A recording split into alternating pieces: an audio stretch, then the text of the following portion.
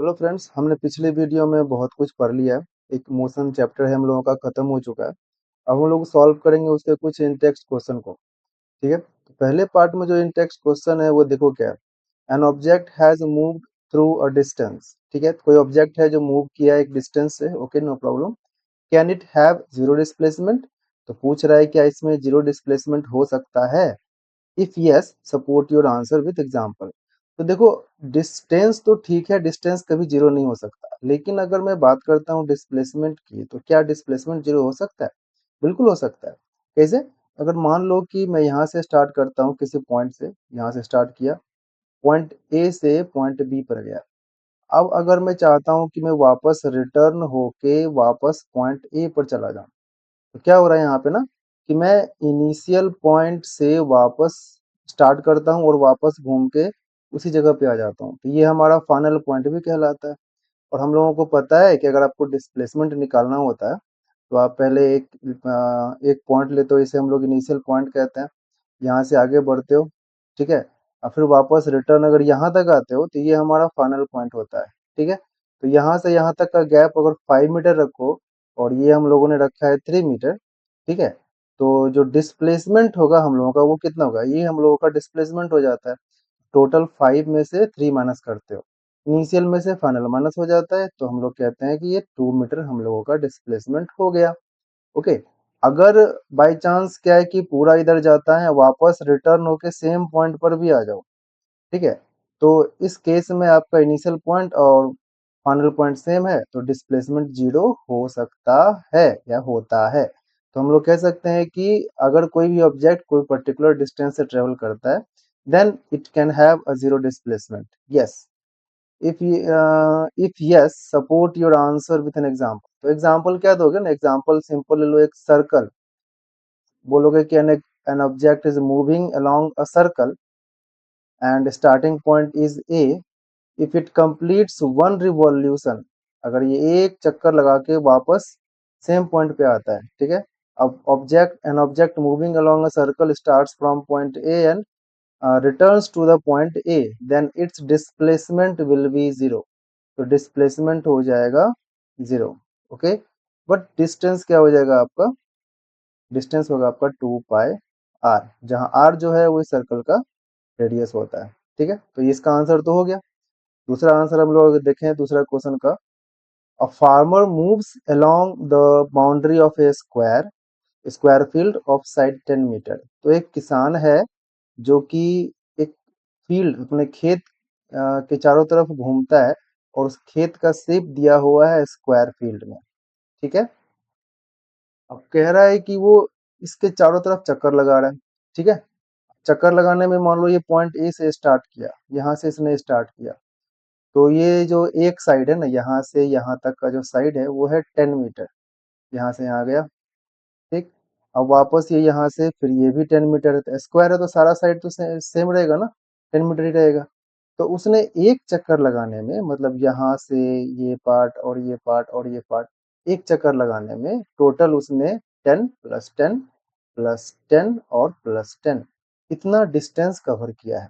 और उसे बताया है कि वो 40 सेकंड में कवर करता है। तो हम लोग बोल सकते हैं, इन 40 सेकंड, इन 40 सेकंड डिस्टेंस कितना कवर किया उससे, तो डिस्टेंस इक्वल्स टू हो जाता है 4 × 10, दैट इज योर 40 मीटर। ठीक है, ये तो बताया उसने कि एक 40 सेकंड में उसने 40 मीटर कवर किया।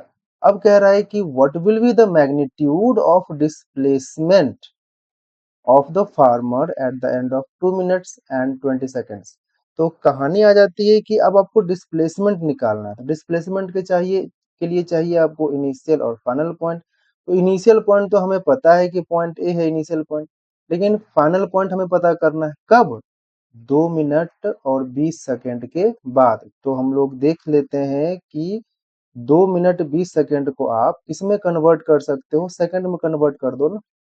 तो 2 मिनट में हो जाएगा आपका 60 + 60 120 और +20, तो ये आपका टोटली हो जाता है 140 सेकेंड। ठीक है, कहानी समझ में आ गई बात ना। तो ये 140 सेकेंड में कहाँ पहुंचेगा ये चेक करना है। तो देखो, सेकंड है ना, तो यहाँ पर भी हम लोग सेकंड से ही रिश्ता रखेंगे, ये 40 सेकंड से ही रिश्ता रखेंगे। 40 सेकंड में एक चक्कर लगाता है और यहाँ पे 140 सेकंड यानी 140 सेकंड। तो हम लोग कैसे लगा सकते हैं कि 140 सेकंड में उसने कितना चक्कर लगाया होगा? तो हम लोग बोल सकते हैं कि एक 40 सेकंड में इन 40 सेकंड कितना रिवॉल्यूशन होता है? एक एक चक्कर लगाया उसने। 1 सेकंड में कितना निकालेगा वो? तो 1/40 लग जाएगा। और अगर 140 सेकंड में निकालना चाहते हो तो क्या हो जाएगा? 1/40 मल्टीप्लाई 140। देख लो क्या हो जाता है, ये खत्म। 3.5 राउंड। समझ में आ गया बात? ये 140 सेकंड में 3.5 राउंड यानी 3.5 राउंड चक्कर लगाता है। तो 3.5 राउंड कहने का मतलब होता है 3 round plus half round. 3 round देखो, एक पूरा चक्कर 1 राउंड, 2 पूरा चक्कर 2 राउंड, 3 पूरा चक्कर 3 राउंड हो गया। अब आधा चक्कर कहाँ से कहाँ जाएगा? तो आधा चक्कर हमें पता है कि ये पॉइंट से इस पॉइंट यानी कि डायगोनली अपोजिट पॉइंट पर ये पहुंचेगा अगले हाफ चक्कर में। ओके, तो हम लोग सिंपल सी बात है, टोटल डिस्टेंस निकालने बोलेगा तो सबको जोड़ दोगे, लेकिन यहाँ डिस्प्लेसमेंट की बात हो रही है ना, कितना क्या बात कर रहा है? डिस्प्लेसमेंट का। तो बस हमें इनिशियल पता करना था, फाइनल पता करना था। इसमें कितना चक्कर लगाया उसका कोई फर्क नहीं पड़ता, बस इनिशियल पता चल जाए और फाइनल पता चल जाए, उसके लिए हम लोगों ने टोटल राउंड का नंबर निकाला। पता चल गया कहाँ है, तो इस पॉइंट पे है। अब ऑब्वियस सी बात है, ये डायगोनली अपोजिट है, तो किसी स्क्वायर को अगर आप ड्रॉ करो, ठीक है, उसका अगर डायगोनल का लेंथ चाहिए, ठीक है, तो क्या होगा? ये है ए, ये है ए, तो ये हो जाता है आपका root under a square plus a square. It means √2a, यानी इस डायगोनल का लेंथ हो जाता है √2 मल्टीप्लाइड बाय ए, तो इसका भी हो जाएगा √2 मल्टीप्लाइड बाय ए। तो ये मिल गया इसका डायगोनल। ठीक है, तो यही डायगोनल डिस्प्लेसमेंट भी है, तो आप बोल सकते हो displacement equals to √2 into side. Side क्या है हमारे पास? साइड तो 10 है, तो √2 इंटू 10। अगर आप और ज्यादा लिखना चाहते हो तो 1.414 रख दो √2 का वैल्यू, 10 से मल्टीप्लाई कर दो तो ये आपका आ जाएगा 14.14 मीटर। ये हो गया उसका डिस्प्लेसमेंट। हाँ, अगर डिस्टेंस पूछता तो क्या करते पता है ना? तीनों को जोड़ते, पहले 3 राउंड तो मतलब 3 × 40 प्लस हाफ राउंड में आप जोड़ लो यहाँ से 10 और प्लस 10 20, ये 20 हो जाता। तो ये आपका आंसर होता है डिस्टेंस के लिए। ठीक है, समझ में आ गया बात? अब देखो थर्ड नंबर में क्या कहा जा रहा है, which of the following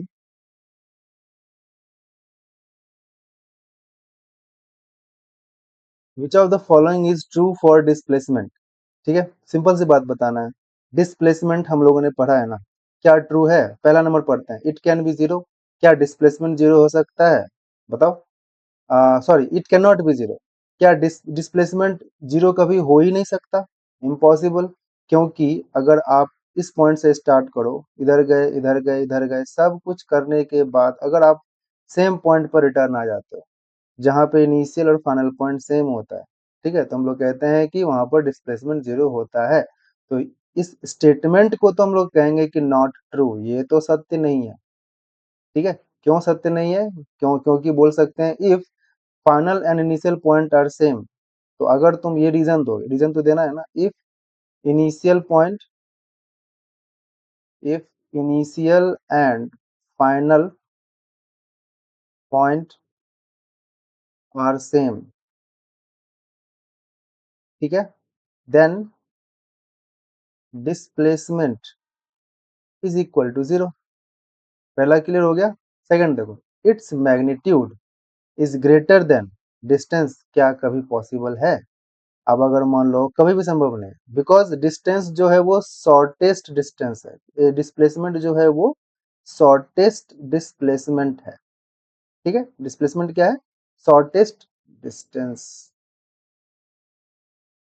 shortest distance between two points, किसी भी दो पॉइंट्स के बीच का एकदम सबसे छोटा रास्ता है। अब उससे छोटा तो और कुछ हो ही नहीं सकता, मतलब आपने यहाँ से कवर किया इस तरह से, ठीक है, तो सबसे छोटा रास्ता यही है। ठीक, और ये है आपका बता रहा है ये डिस्टेंस हो जाता है और ये छोटा रास्ता आपका हो जाता है डिस्प्लेसमेंट।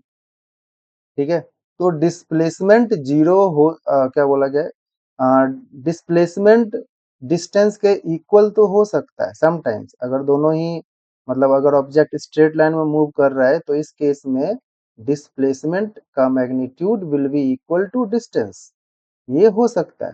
बट डिस्प्लेसमेंट डिस्टेंस से ज्यादा हो ये संभव नहीं है। क्लियर हो गया ना? तो हम लोग बोल सकते हैं कि it can be equal to the distance but it can not be greater than distance because displacement is the shortest distance, यानी डिस्टेंस में भी सबसे छोटा, उसी को डिस्प्लेसमेंट कहा जाता है। तो किसी परिवार में सबसे छोटा किसी और के बराबर कैसे हो सकता है कि बराबर हो, ठीक है, लेकिन किसी और से बड़ा नहीं हो सकता। ठीक है, किसी परिवार में सबसे छोटा किसी दूसरे के बराबर हो सकता है पर उससे बड़ा कभी भी नहीं हो सकता। ठीक है, तो ये हम लोग का कहानी समझ में आ गया। तो ये है क्वेश्चन नंबर थर्ड। अब अगले वीडियो में हम लोग इसके अगले पार्ट का सॉल्यूशन देखेंगे।